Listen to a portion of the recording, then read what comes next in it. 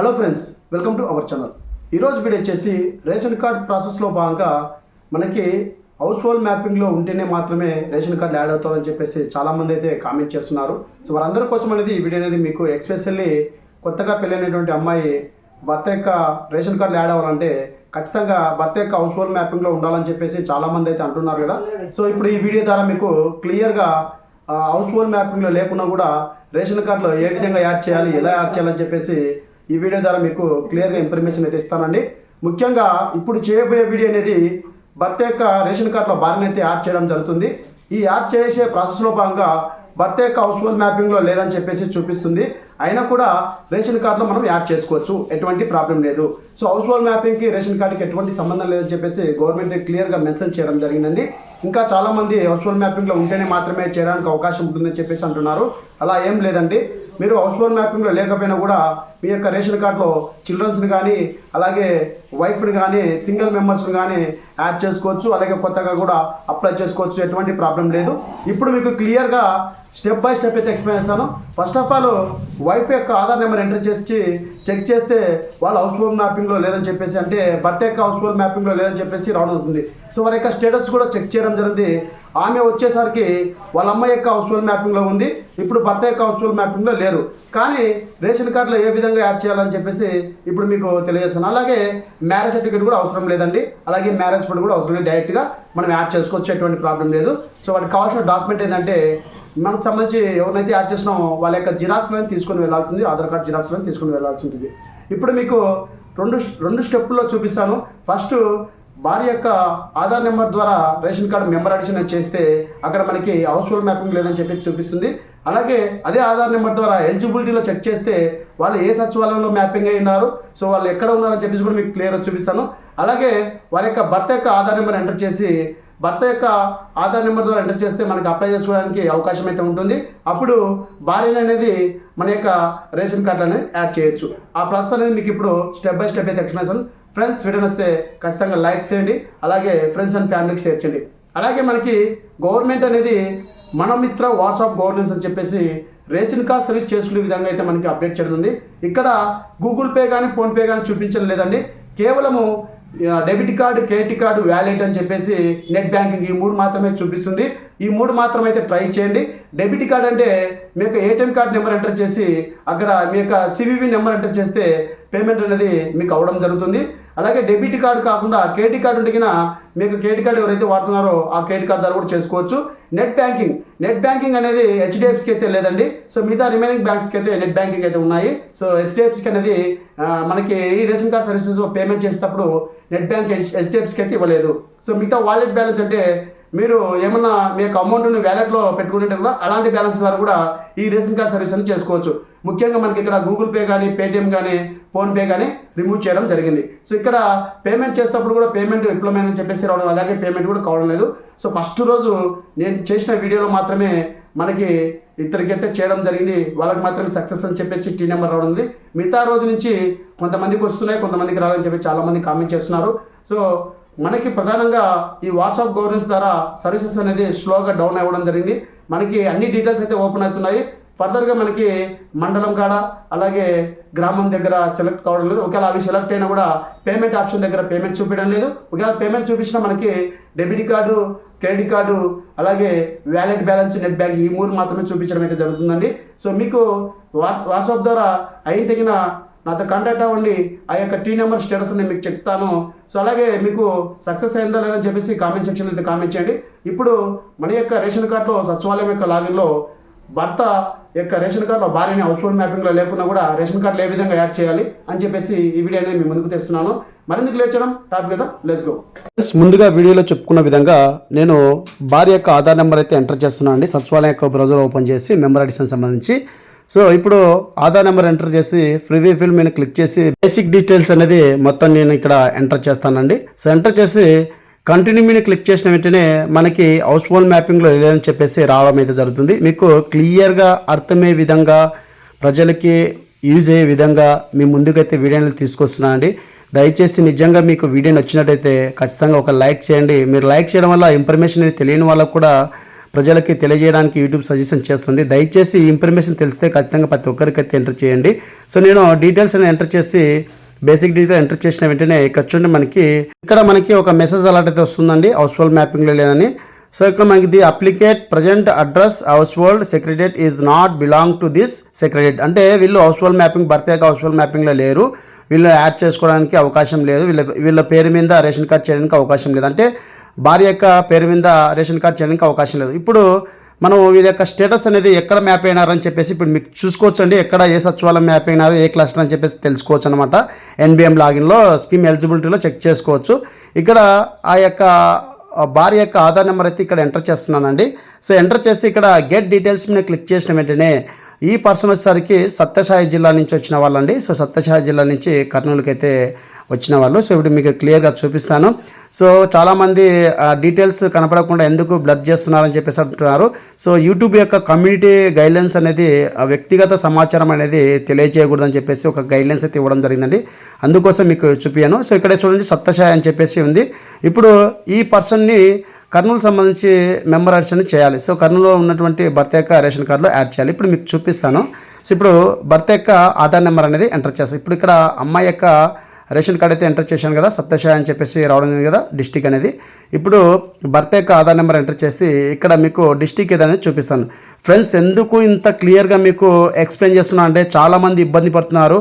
House hold మ్యాపింగ్లో ఉంటేనేనా ration card apply చేసుకోవడానికి అవకాశం ఉందా అని చెప్పేసి చాలామంది నాకు కాల్ చేస్తున్నారు, చాలామంది మెసేజ్ చేస్తున్నారు. దయచేసి ఈ ఇన్ఫర్మేషన్ తెలిసిన ప్రతి ఒక్కరికి షేర్ చేయండి. మీకు క్లియర్గా ఇంత అర్థమయ్యే విధంగా ఏ యూట్యూబ్లో కూడా మీకు చేయరండి, నేను చేసి చూపిస్తున్నాను. సో చూడండి, ఇక్కడ మనకి భర్త యొక్క ఆధారం మనం ఎంటర్ చేసి క్లిక్ చేసిన వెంటనే ఇక్కడ మనకి కర్నూలు డిస్టిక్లో అనేది సత్యసాయి జిల్లా సంబంధించి అమ్మాయిని కర్నూలు డిస్టిక్లో ఉన్నటువంటి భర్త యొక్క రేషన్ కార్డులో యాడ్ చేయడం జరుగుతుంది. అంటే వాళ్ళ హౌస్ హోల్డ్ మ్యాపింగ్లో లేరనమాట, ఉంటే కన్నా మనకి డేటా అనేది రావడం. ఇప్పుడు నేను మరొకసారి మెంబర్ అడిషన్ సంబంధించి భర్త యొక్క ఆధార్ నెంబర్ ఎంటర్ చేసి బేసిక్ డీటెయిల్స్ అనేది ఇక్కడ మీకు ఎంటర్ చేసి చూపిస్తానండి. ఇప్పుడు మనం సింపుల్గా హౌస్ హోల్డ్ మ్యాపింగ్లో లేకపోయినా చిల్డ్రన్స్ కానీ భార్య కానీ ఎనీవన్ ఎవరు లేకపోయినా కూడా మనము సచివాలయంలో అంటే కేవలం ఇది భార్యకు మాత్రమే అవకాశం ఉంది. అంటే మేము ఆల్రెడీ అక్కడ వాళ్ళ మదర్ యొక్క హౌస్ హోల్డ్ మ్యాపింగ్లో ఉంది కాబట్టి చేసుకోవచ్చు. సో కొంతమంది డౌట్ రావచ్చు, హౌస్ హోల్డ్ మ్యాపింగ్లో లేకుండా చేసుకోవచ్చు అంటే అది కుదరదండి. ఎక్కడొక్క దిక్కు హౌస్ హోల్డ్ మ్యాపింగ్లో మ్యాప్ అయ్యి ఉండాలి. సో అది ఆంధ్రప్రదేశ్లో ఎక్కడైనా ఏ సచివాలయం మీరు మ్యాప్ అయ్యింటిగినా మీరు చేసుకోవచ్చు. ఇక్కడ పాసిబిలిటీ ఏంటంటే భార్యను యాడ్ చేసుకోవడానికి అవకాశం అయితే ఉంది. సో చూడండి, ఇక్కడ నేను భర్త యొక్క డీటెయిల్స్ అని ఇచ్చి ఎంటర్ చేసి కంట్రీ మీద క్లిక్ చేసిన వెంటనే అడ్రస్ అని ఇచ్చిన తర్వాత ఇక్కడ యాన్యువల్ ఇన్కమ్ అనేది ప్రతి ఒక్కరు 80,000 వేయండి. సో మీరు వాట్సాప్ ద్వారా చేసినా కూడా 80,000 వేయండి. ఇక్కడ మనకి హ్యాబిటేషన్ అనేది క్లస్టర్ అనేది సెలెక్ట్ చేసుకోవాలి. అంటే వీళ్ళు ఏ క్లస్టర్కు మ్యాప్ చేయాలి రేషన్ కార్డ్ అని చెప్పేసి డైరెక్ట్ చేసే విధంగా మన గవర్నమెంట్ ఎస్ఎల్పాటి ఇవ్వడం. ఇలా చేయాలంటే స్కీమ్ ఎలిజిబిలిటీ మీ యొక్క డేటా అనేది ఉంటుంది అనమాట. ఏ క్లస్టర్లో మీరు మ్యాప్ అయినారు గతంలో అని చెప్పేసి చూపిస్తుంది. వీళ్ళు C3 అని చెప్పేసి నీకు క్లిక్ చేయడం ఉంది. అలాగే ఇక్కడ మనకి రేషన్ కార్డ్ ఫ్యామిలీ డీటెయిల్స్ రావడం ఉంది. ఇక్కడ దాదాపుగా 4 మెంబర్స్ అయితే ఉన్నారు. ఇప్పుడు 2 మెంబర్స్ అనేది యాడ్ చేస్తున్నాం. అంటే భార్యను అలాగే కొడుకును అనేది ఇప్పుడు యాడ్ చేస్తున్నాం.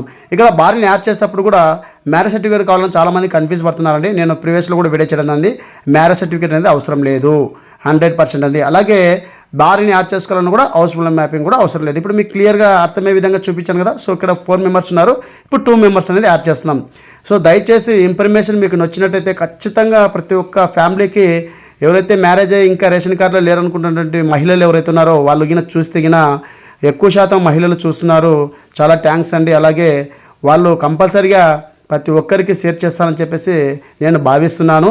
సో మీరు షేర్ చేయడం వల్ల మీ యొక్క ఇన్ఫర్మేషన్ అనేది నచ్చితే లైక్ చేయడం వల్ల, లైక్స్ ఎక్కువ రావడం వల్ల మరిన్ని అప్డేట్స్ కొత్తగా చేయడానికి రేషన్ కార్డ్ సర్వీస్ సంబంధించి ఏ విధంగా చేయాలి, ఎలా చేయాలని చెప్పేసి కొత్తగా మీ ముందుకు తీసుకొస్తాను.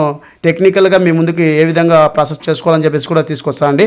ఇక్కడ ఎవరైతే భార్యని యాడ్ చేస్తామో వారి యొక్క ఆధార్ నెంబర్ ఎంటర్ చేసి వారి యొక్క ఇంగ్లీష్లో నేము అలాగే తెలుగులో నేము, మీకు సిస్టంలో తెలుగులో లేకుంటే గిన మీకు ఇంగ్లీష్ టు తెలుగు ట్రాన్సాక్షన్ అనేది ఉంటుందండి. మీ పేరు అనేది ఇంగ్లీష్లో రాసి దాన్ని కాపీ చేసి పెట్టుకొని గూగుల్ క్రోమ్లో తెలుగు టు ఇంగ్లీష్ అని చెప్పేసి ట్రాన్స్లేషన్ ఉంటుంది.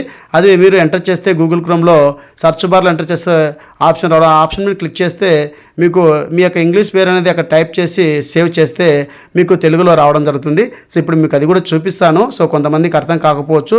ఇప్పుడు నేను ఇంగ్లీష్లో ఉన్నటువంటి నేమ్ అనేది కాపీ చేయడం జరిగింది. ఇప్పుడు నేను తెలుగు టు ఇంగ్లీష్ ట్రాన్సాక్షన్ వెళ్ళి ఇక్కడ కాపీ చేయడం జరిగిందండి. కాపీ చేసిన ఇక్కడ చూడండి మనకి ఇంగ్లీష్లో నేమ్ అనేది తెలుగులో ట్రాన్స్లేషన్ అవ్వడం జరిగింది. ఇక్కడ మనం సింపుల్గా కాపీ చేసుకోవచ్చు అన్నమాట, అంటే పేస్ట్ చేసుకోవచ్చు అనమాట.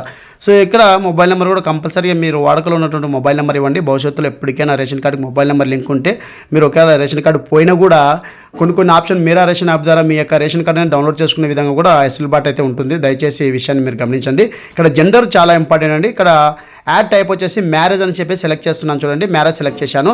జెండర్ అనేది చాలా ఇంపార్టెంట్. జెండర్ సెలెక్ట్ చేసుకోండి. ఇక్కడ మనకు జెండర్ కానీ ఏజ్ కానీ మనం అప్డేట్ చేసుకుంటే అవుతుంది, కానీ గ్రామ సచివాలయంలో హౌస్ హోల్డ్ మ్యాపింగ్లో మాత్రమే అప్డేట్ అవుతుంది. రేషన్ కార్డులో అప్డేట్ కాదు. దయచేసి మీరు ఈ విషయాన్ని గమనించండి. ఇక్కడ డేట్ ఆఫ్ బర్త్ అని చేసి ఇక్కడ గ్రాండ్ డాటర్ అని చెప్పేసి మనం మెన్షన్ చేయకూడదు. డాటర్ ఇల్లా అంటే కొడలు కాబట్టి డాటర్ ఇల్లా అని చెప్పేసి మెన్షన్ చేయాలి. చాలామంది రిలేషన్ కూడా తప్పు చేస్తున్నారు. తప్పు చేసి ఈ కేసు అనేది వర్క్ అవ్వదండి. సో నేను ఎంటర్ చేసి ఇక్కడ మీకు చూపించాను కదా, లాస్ట్లో మనకి మ్యారేజ్ ఫోటో కానీ వెడ్డింగ్ ఫోటో కానీ అలాగే మ్యారేజ్ సర్టిఫికేట్ అప్లోడ్ చేసే విధంగా అయితే లేదు. ఇప్పుడు చిల్డ్రన్స్ అయితే కొడుకునైతే యాడ్ చేస్తున్నాము. వారికి ఆధార్ నెంబర్ ఎంటర్ చేసి సేమ్ యాజ్ ఇట్ ఈస్గా పేరు అనేది ఇంగ్లీష్లో రాసి ఇక్కడ సిస్టంలో మనకు తెలుగు టైపింగ్ లేకుండా గూగుల్ క్రోమ్లో తెలుగు టు ఇంగ్లీష్ ట్రాన్స్లేషన్లోకి వెళ్ళి మీ యొక్క ఇంగ్లీష్ ఉన్నటువంటి పేరును తెలుగులో ట్రాన్సాక్షన్ చేసుకొని ఇక్కడ కాపీ చేసి పేస్ట్ చేసుకోవచ్చండి. ఇప్పుడు నేను డీటెయిల్స్ అనేది వచ్చి మీకు చూపిస్తాను. సో ఈ విధంగా మనకి భర్త యొక్క హౌస్ హోల్డ్ మ్యాపింగ్లో లేకపోయినా కూడా రేషన్ కార్డులో యాడ్ చేసుకోవచ్చు. అలాగే చిల్డ్రన్స్ కూడా హౌస్ హోల్డ్ మ్యాపింగ్లో లేకపోయినా కూడా యాడ్ చేసుకోవచ్చు అండి.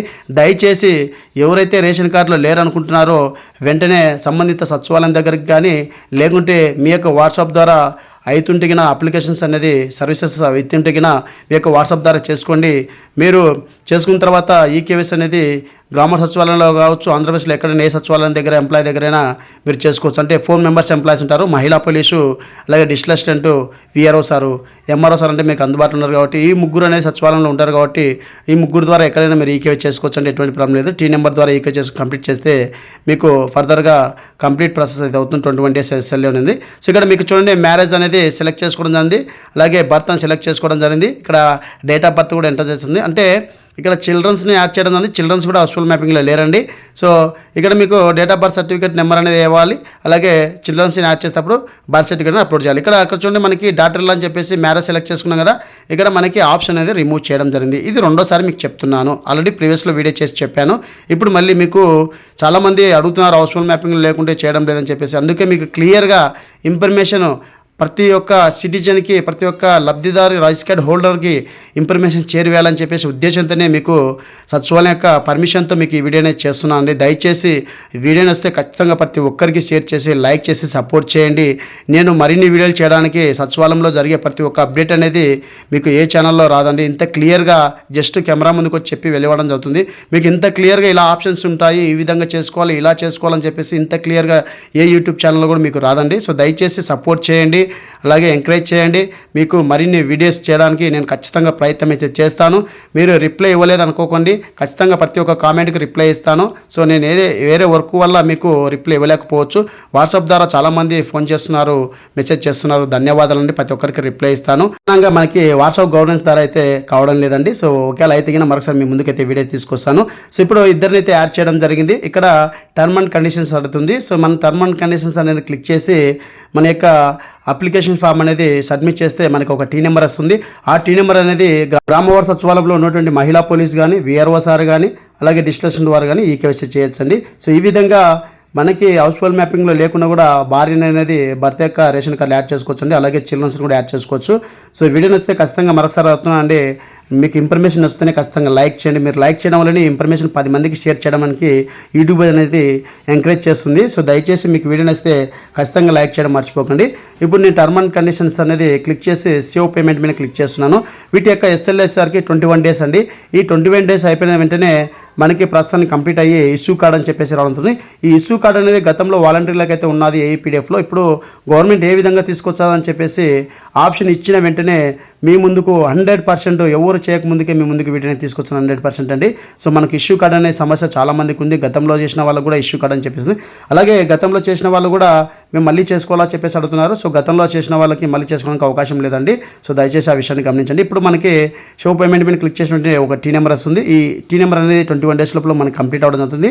ఇదండి మనకి సంబంధించినటువంటి రేషన్ కార్డ్ అప్డేట్. మరొక వీడియోతో మీ ముందుకు వస్తాం. Thank you so much.